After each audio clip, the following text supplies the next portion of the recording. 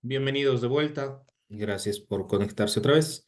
Bueno, como les decía, entonces estamos frente a esta crisis de valores y es el auge de los nacionalismos europeos. Adolfo Hitler, Benito Mussolini, Franco, entre otros tenebrosos y terribles personajes, pues las cosas se empiezan a empujar hacia el descontento y la desconfianza frente al otro. Es decir, tú no quedas bien después de una guerra, ¿no? Más aún en una guerra mundial donde es un fratricidio entre los europeos, se matan entre ellos. No puedes, miren, nosotros llevamos tanto tiempo, desde 1879 al presente, renegando de los chilenos, pero los chilenos de hoy día no tienen nada que ver con lo que hicieron los chilenos de 1879, ¿no? Los chilenos de hoy día no nacieron habiéndonos robado el mar, pero nosotros seguimos odiando a los chilenos porque, bueno, nos robaron el mar y en una guerra injusta nos dejaron enclaustrados. Y bueno, por ese motivo no tenemos relaciones con ese país y estamos enfrentados en términos de rabia, de sazón nacional, ¿no? Con un país vecino con el que pudiésemos tener todas las buenas relaciones de la vida si fuésemos resilientes, ¿no? Entonces, imagínense un país que ha atravesado una guerra mundial y que se prepara para una más, ¿no? Hay una desconfianza natural frente al otro y el otro se convierte pues en un enemigo que hay que destruir o por lo menos hay que ignorar. Y es así que los nacionalismos empiezan a dar lugar a esta nueva época del mundo occidental. El existencialismo de Nietzsche y de Kierkegaard es un existencialismo fuertemente basado también en una especie de conciencia moral del ser humano. Recordarán que habíamos hablado que Sartre es el promotor de la libertad como el ejercicio de la plenitud humana y que lo que nos hace verdaderamente conscientes de nuestra existencia es el ejercicio de la libertad. Somos conscientes de nosotros tanto cuanto ejercemos la libertad y al mismo tiempo esta libertad no está condicionada por normativas morales, por la existencia de un Dios o por la existencia de valores supremos, sino está condicionada por el hecho de que soy consciente que yo soy humano y la persona que está frente a mí también es humana. Entonces, frente a dos individuos, seres vivos de la misma condición que comparten la condición humana, uno tiene que actuar pues de la manera que uno espera que el resto actúe con uno. Y yo obviamente no quiero salir a la calle y terminar degollado. Entonces, yo no voy a salir a la calle a degollar gente, ¿no es cierto? Nietzsche, en cambio, maneja una perspectiva desde la conciencia y autocomprensión del ser humano como un ser de superación. En Upperman, en el superhombre, um, Nietzsche nos está hablando de que este superhombre, muchos de los nacionalistas después utilizaron a Nietzsche para decir que Nietzsche estaba hablando obviamente de un ario alemán. Ese es el superhombre, ¿no? Es decir, esta es la perfección de la humanidad y la perfección de la humanidad está expresada en la filosofía de Nietzsche y muchos se llevaron a Nietzsche para su fuente, convirtiendo a Nietzsche, digamos, en el promotor del nacionalismo. Cuando quienes se han tomado la molestia de leerlo, lo que Nietzsche refiere en Así habló Zaratustra es que el superhombre es la superación de ese hombre inferior que vive condicionado a los intereses de otros, que vive condicionado al poder de otros, que vive subordinado a la mediocridad que gobierna al mundo que se entrega, digamos, a placeres y banalidades, cuando él pudiese por sí mismo descollar y convertirse en el gobernador del mundo, del universo, ¿no? En quien construye su propia historia y su propio futuro. La decepción de Nietzsche es el mirar una sociedad eh, dormida, carente de voluntad, despojada de iniciativa, que convierte a todos en una parte, en un ensamble, en una pieza más de un conjunto de engranajes que mueven una gran maquinaria de gente que tiene el poder, que tiene el sartén por el mango. Entonces, el expresionismo pues tendrá también gran parte de esa influencia respecto del existencialismo y la filosofía de la angustia, tanto de Nietzsche, Kierkegaard y Sartre. En el cubismo, que estamos, miren, si se dan cuenta, hay mucha correlación entre las fechas, hay, digamos, un solapamiento o están entremezcladas las corrientes. Esto es lo que también pocas veces nos enseñan a visibilizar, ¿no? A veces creemos que una etapa sigue a otra y que todo se guarda en una cajita, ¿no? Y en esa cajita está el expresionismo. Ahora pasemos a la otra cajita donde está el impresionismo. Ahora vamos a la siguiente cajita donde está el cubismo. Pero resulta que no están en cajitas y no están separadas, están dialogando entre ellas, coexisten temporalmente o están entrelazadas bajo determinado tipo de influencias, tanto regionales, locales, mundiales, que las están que les están haciendo, les están nutriendo de elementos para darles lugar de existencia, darse a existir en torno a elementos que van concurriendo a lo largo de la historia. Y esto es sí muy importante entenderlo en el sentido de que el arte es una forma de lenguaje humano. A mí me gusta mucho lo que me decía un profesor en mi tiempo en la carrera de filosofía, y es que el lenguaje es una tecnología. Mi profesor, para quienes lo conocen, ha sido el Cachín Antesana. Él me dio filosofía del lenguaje. Cachín Antesana, que es una verdadera eminencia, ¿no? En el rubro. Y él me decía, o nos decía a nosotros en el curso, el lenguaje es una tecnología como lo es un cuchillo, como lo es un martillo, como lo es un vehículo. El lenguaje lo ha inventado el ser humano como una herramienta de comunicación. Es decir, hemos utilizado una parte de nuestro cuerpo para comunicarnos y en lugar de emitir ladridos o gruñidos, hemos logrado construir palabras articuladas que construyen valores comunicacionales. Si ustedes lo ven desde el tema del lenguaje de manos, es lo mismo. Hemos utilizado las manos para quienes no tienen la capacidad de articular palabras. Las personas sordomudas utilizan sus manos para también armar una comunicación racional y lógica con un mensaje completo. Entonces, es muy bonito pensar cómo el lenguaje se constituye en una tecnología desarrollada por el ser humano para completar el proceso comunicacional. ¿Qué otra herramienta comunicacional tenemos parecida a la del lenguaje? El arte. El arte no utiliza palabras, pero sí utiliza imágenes, utiliza conceptos dentro de las imágenes, utiliza fuerzas comunicativas dentro de esas imágenes. Entonces, aquí sí hay que entender esto que es muy interesante, ¿no? Es decir, estamos hablando de movimientos artísticos que se correlacionan como lenguajes se comunican, se intercomunican, ¿no?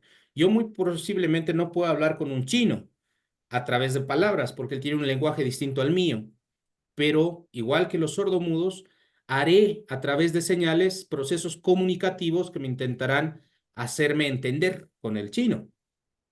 Lo mismo pasa aquí. Unos tienen, según su movimiento, unas determinadas características que los hace, digamos, afiliados de ese movimiento artístico y otros tienen otras habilidades. Entonces, esas otras habilidades también eh, se intercomunican con los lenguajes artísticos de la época. Eh, todos estos movimientos tienen una fuerte impronta desde la pintura. Realmente hay muy poca documentación que nos diga, oye, esto forma parte de la literatura de la época y se puede considerar expresionista. Es más bien la potencia de la pintura la que la que tiene un fuerte énfasis. Otras épocas como el barroco, tú tenías que ver toda una parafernalia ligada a la arquitectura, a la pintura, a la escultura, a la poesía. Todo ese conjunto de cosas era un movimiento artístico, ¿no? Y el barroco tú lo podías encontrar en absolutamente todo, desde un poema de estilo barroco hasta una catedral. Aquí es más bien una narrativa de tipo pictórica, pero que también tiene influencia en otros campos artísticos como la literatura, el modernismo en la literatura, bien influido seguramente por estos momentos históricos y por estas corrientes filosóficas. Ustedes recordarán, aquí ya vamos a hablar de algunos conocidos, como en el caso anterior, de Edmund Husserl y de Henry Bergson. Es la filosofía de la percepción que va evolucionando hacia esto que le llamamos la fenomenología y que más tarde Heidegger lo llevará al siguiente nivel con Ser y Tiempo. La Belle Époque, entre el 871 y el 914, es una etapa de optimismo cultural, de muchos avances científicos. Aquí está, de quien ya hemos hablado, Albert Einstein con la teoría de la relatividad, que entre el 905 y el 915 desarrolla una nueva comprensión sobre el espacio y el tiempo. Sus ecuaciones permitieron una comprensión de nuestro lugar en el universo.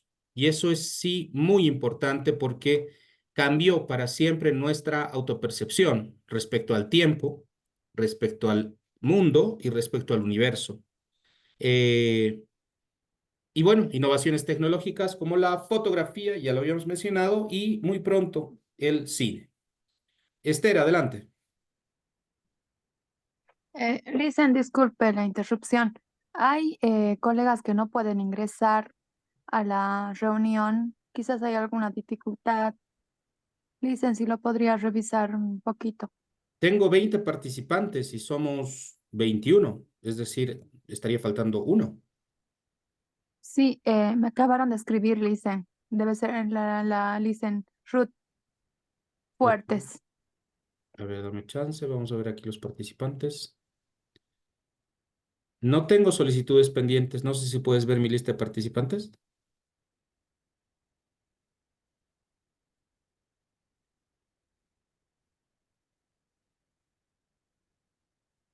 Estoy atento a cualquier solicitud de ingreso, como te digo, me dices Ruth, ¿no? Ruth, Sí, Ruth Fuertes. ciertamente aquí no aparece. Está bien, Listen. Le voy a escribir. Gracias. Gracias a ti. Ok, y vámonos por fin al surrealismo. Hablamos aquí de filósofos como Sigmund Freud y Carl Jung, que comienzan a tratar todo el tema relativo al psicoanálisis y la filosofía del inconsciente de Bachelard. Tanto Freud como Jung eh, desarrollan mm, una nueva epistemología respecto a la comprensión de la psique, eh, y es que por mucho tiempo se consideraba que la psique o la psique estaba o se podía entender como parte de nuestro aparato de pensamiento, ¿no? Nuestro aparato comprensivo. Y el cerebro se veía desde la perspectiva justamente de esa correlación entre los sentidos, el mundo y la autoconciencia de uno. Pero lo que hace Freud y Jung es llevar esto al orden de la comprensión de fenómenos psíquicos que ordenan la vida de los individuos. Es decir, creo que por mucho tiempo se vio, ahora sí está ingresando Ruth Fuentes. Listo, bienvenida Ruth. Ok, veíamos que, o sea, se estudiaba no a un sujeto en particular, sino se estudiaba la capacidad comprensiva del ser humano como se puede estudiar, por ejemplo, el sentido de, el tacto o del olfato, ¿no? Pero el psicoanálisis trabaja sobre las particularidades individuales de los sujetos que van diseñando su personalidad. Entonces, aquí también nos vemos frente a la emergencia, a la aparición de un nuevo modo de comprender al ser humano desde la individualidad y cómo sus cicatrices históricas, sus experiencias vividas, sus traumas y determinadas condiciones históricas lo delimitan a una suerte de escenarios posibles. Aquí se empieza a categorizar a los seres humanos también dentro de perfiles psicológicos. Esto en su etapa muy primitiva, pues ha dado lugar a muchos malos entendidos, a muchos prejuicios sobre determinado tipo de comportamiento. Se puso muy de moda una cosa a principios del siglo XX que era la antropometría. Te medían el tamaño de la cabeza, el tamaño de la sien, el tamaño de tus orejas, el tamaño de tu nariz, el tamaño de tu frente, y en función a eso podían decir si eras inteligente o bruto. Se usó la antropometría para decir que los indios eran tontos, eran brutos, eran inferiores, porque su cerebro tenía una caja de contención, es decir, la cavidad craneal era mucho más pequeña, la frente era de esta manera y no de esta otra, que las cavidades oculares eran así, no eran asá. Todo eso se usó con estos fines racistas para atribuirle a los indígenas, a los negros, a los asiáticos, condiciones inferiores a las del hombre blanco, ¿no? Entonces, también pasaba lo mismo en el psicoanálisis. Hicieron perfiles psicológicos y hay un estudio mexicano muy bueno que, si no me equivoco, tengo el libro en casa, se llama Indio Delincuente, que perfilaban a partir de determinado tipo de fisonomía o características psicológicas a través del psicoanálisis, ¿no? Por qué los indios eran tendientes a la corrupción moral, al delito, al robo, al hurto, ¿no? Cuando, bueno, pues la sociología ya lo ha explicado, ¿no? Estos son condiciones de subordinación que empujan a la gente, pues, a vivir al margen de los beneficios de la ciudadanía, de los beneficios de la civilización. Eh, bueno, entonces este psicoanálisis primitivo pues da lugar también a este proceso de recomprensión del individuo, de los seres humanos respecto a sus experiencias personales. Aquí ya vamos un poco más allá, el surrealismo alcanza casi el final de la primera mitad del siglo XX. Están las dos guerras, la del 18 y la del 39, donde hay inestabilidad política y económica, donde hay pues la suspicacia y una suerte de condición de desconfianza frente al otro. El 29 es el crash del 29, la Gran Depresión económica, es un colapso financiero global que recordarán que las películas de en blanco y negro pues referían olas de suicidios y miseria, hambruna, condiciones de vida absolutamente paupérrimas. Y es aquí cuando finalmente pues tenemos el ascenso de los regímenes totalitarios. La revolución bolchevique termina en una dictadura de manos de Stalin, y el stalinismo se convierte en también una máquina de matar, en una máquina de matar. Nadie que no sea comunista, que no esté alineado a los intereses políticos del partido, pues tenía que desaparecer o irse a un campo de concentración. No está enmarcado dentro de los nacionalismos, pero sí es un régimen totalitario. Es decir, los rusos no se creían mejor que los alemanes, pero sí creían que su sistema político era mejor que el sistema capitalista o el sistema nacionalista. Entonces, aquí sí, en términos políticos, no deben confundirse las cosas porque los confundidos hacen confundir. El nacionalsocialismo no tiene nada que ver con el socialismo.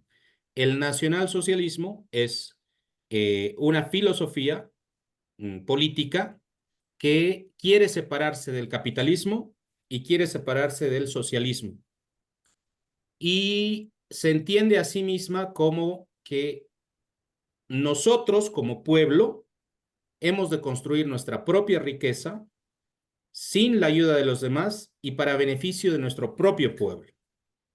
Es así que el pueblo alemán, frustrado por la derrota en la Primera Gran Guerra, pues se refugia en sí mismo para construir un nuevo ideario a partir del pueblo alemán y del Estado alemán, eh, a través de la nación aria y de la superioridad moral, biológica y paradigmática del alemán como hombre blanco, rubio, de ojos claros y alto, frente al resto de la población europea, para decir que nosotros somos superiores, nosotros somos un pueblo superior y por eso estamos destinados a gobernar a los demás, a hacernos pues del control de pueblos inferiores.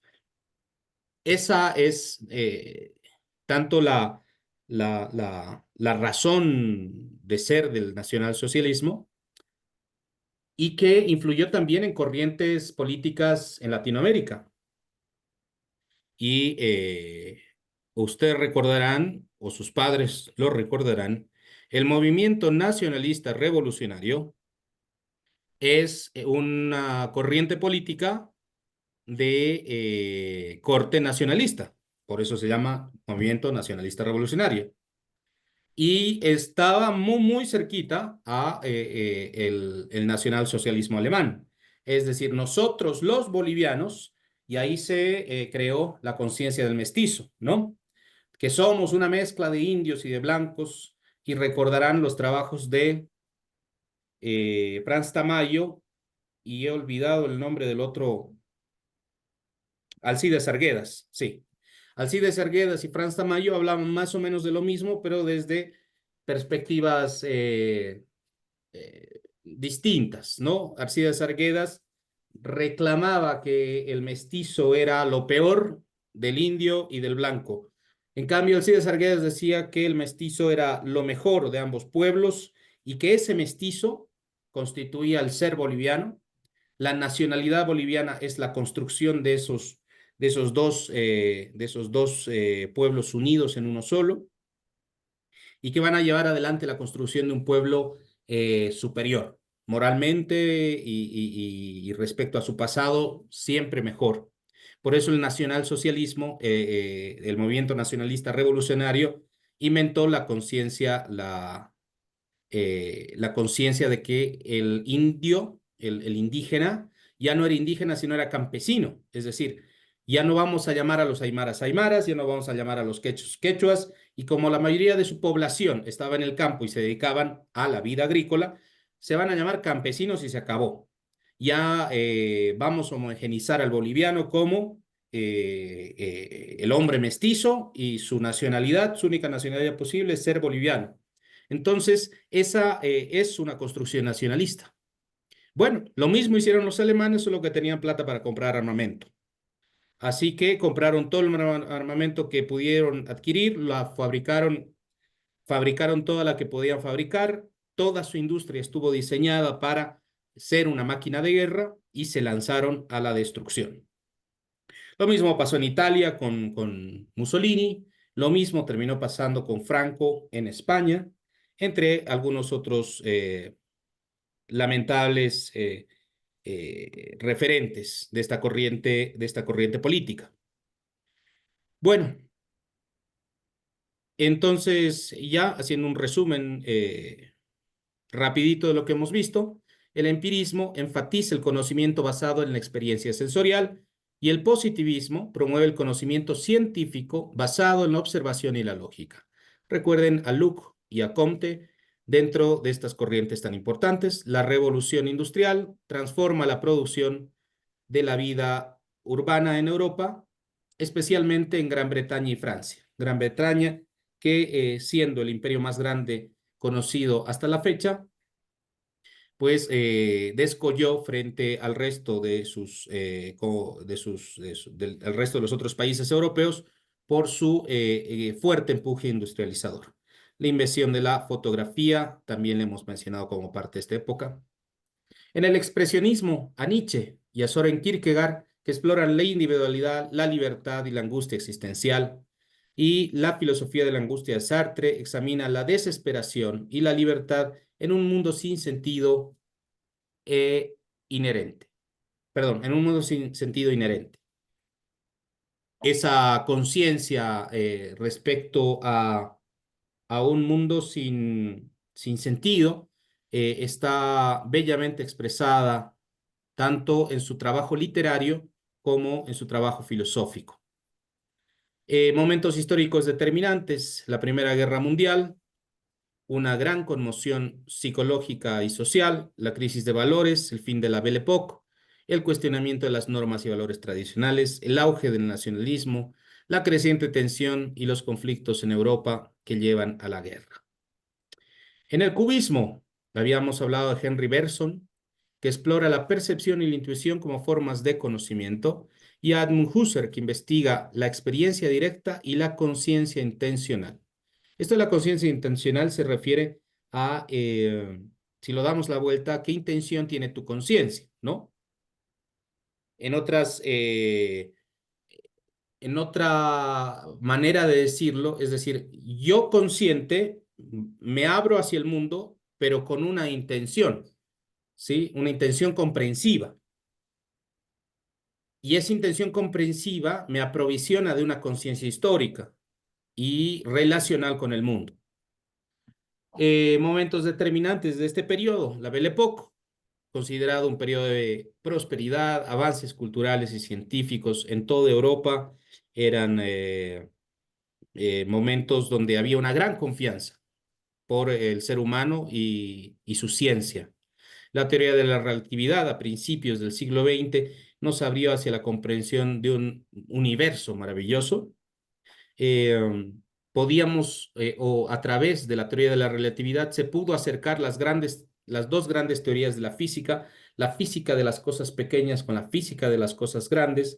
Se encontró un delgado hilo que las unía, es decir, aunque no será sino hasta nuestro tiempo que por fin, a través del bosón de Higgs, se pudo entender que todos los cálculos que hizo Einstein estaban correctos y que estábamos cada vez a nuestro tiempo ya más cerca de entender qué hay detrás de la física de las cosas miniaturizadas, pequeñas, de dimensiones atómicas, respecto a la física que existe en los planetas, en las galaxias, en las cosas gigantescas, ¿no?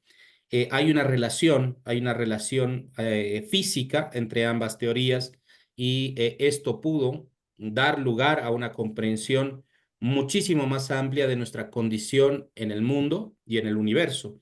Por fin comprendíamos que somos parte de un pequeño planeta, de un pequeño sistema solar, de una galaxia entre miles de millones de galaxias, y que nuestra relación con el tiempo respecto a esta realidad material es una relación condicionada a la influencia del resto de la materia respecto a nosotros, concretamente la gravedad.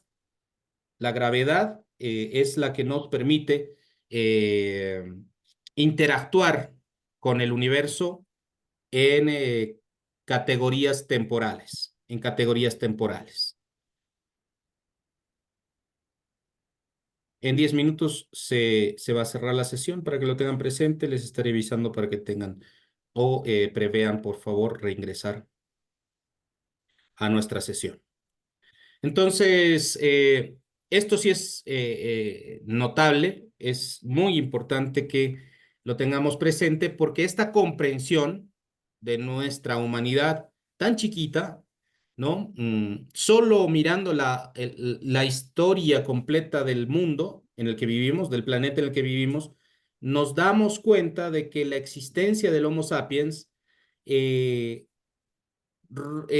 es una historia muy cortita respecto a la historia de los homínidos en su conjunto. Desde los homínidos más primeros hasta nosotros, hay entre 2 y 3 millones de años, pero el planeta en su totalidad, desde su periodo germinal hasta la actualidad, son cientos de millones de años. Por tanto, nosotros, de toda la historia de este mundo, somos apenas los últimos segundos de una historia gigantesca.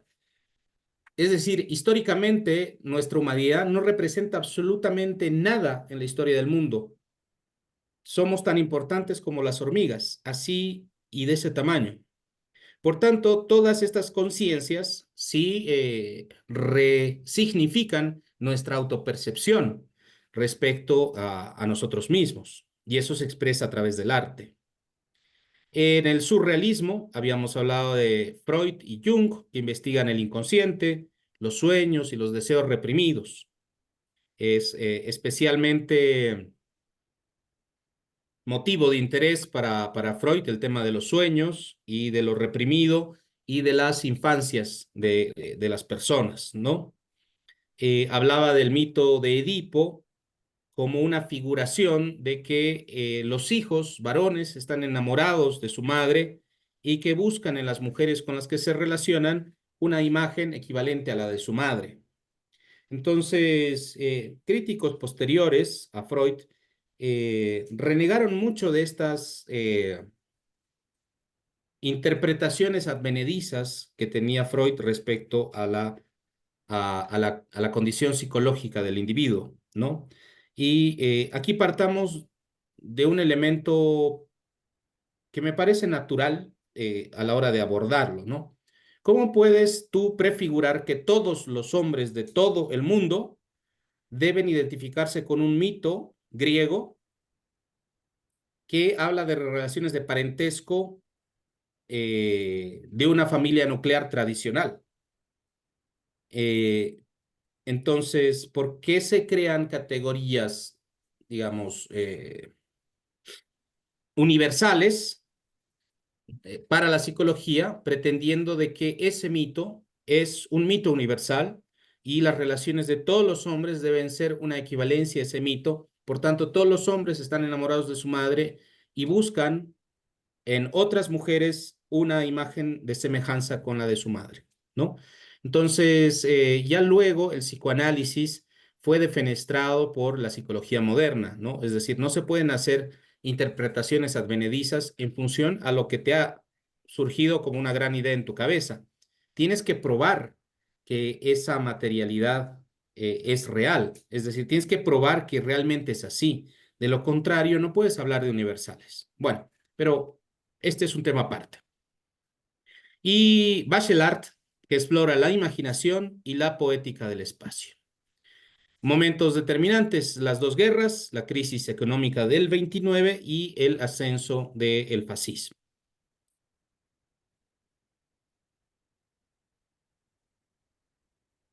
Ahora sí, vamos asentando algunos tópicos de nuestro curso, porque es lo que vamos a tener que trabajar en nuestra siguiente actividad, ¿no?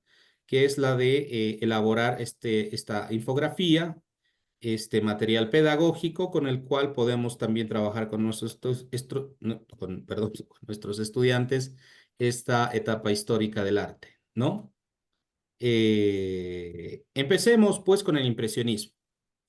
El impresionismo se caracteriza por el uso de colores brillantes, pinceladas sueltas, captura movimientos fugaces y efectos de luz y atmósfera. Es muy, pero no únicamente, pero sí es un tema predilecto de esta corriente, eh, las postales de lugares naturales, un convivio, un picnic al borde del río, la imagen de un río y un atardecer de casas avejentadas por el tiempo, la gente rodeada de naturaleza, de personas disfrutando colores muy vivos. Las diferencias que tiene respecto a los otros movimientos artísticos es el enfoque en la percepción visual y la captación de la luz y el color, ¿no? Si nos adentramos a muestras pictóricas de este momento, pues es muy fuerte realmente el enfoque que se le da a la obra artística respecto a esa pincelada cargada de color, colores que no necesariamente reflejan el color natural de las cosas, sino más bien lo exaltan. Menos atención al detalle, no está tan concentrada en el dibujo, aunque sigue siendo muy figurativo, ¿no? Y la forma en comparación a los movimientos posteriores. Las similitudes que tiene este movimiento respecto a otros es la representación directa de la naturaleza y el énfasis en la luz y el color, como en otros casos como el expresionismo o el surrealismo. En el expresionismo, bueno, perdón, sí. ¿Quiénes son referentes de esta época y representantes importantes de esta corriente o movimiento artístico? Tenemos a Monet, Renoir, Degas, Pissarro y Sisley. Toditos franceses, es claramente un movimiento artístico que tuvo su cuna en Francia. Y es este empuje francés el que también va despertando los intereses de los otros artistas, tanto en España, en Italia, en Alemania y Rusia también, ¿no? Que tendrán un, una fuerte impronta, ¿no? Del trabajo de los artistas franceses, sobre todo los pintores franceses de este periodo. En el expresionismo se enfatiza la emoción y la subjetividad, el uso de colores intensos y formas exageradas y la distorsión de la realidad para transmitir sentimientos, ¿no? Eh, y creo que esto forma parte también del momento histórico del que hablamos, ¿no? Si vamos un cachito para atrás, en el expresionismo estamos cerrando el ciclo de la Primera Guerra. Hay una desconfianza con la civilización, hay un sentimiento de desconfianza con el desarrollo tecnológico y en la aparición de los nacionalismos. Entonces tienes una figura humana distorsionada, tienes una percepción de lo humano y del mundo enrarecido, ¿no? Hay un mayor énfasis en las emociones y en la distorsión de la realidad.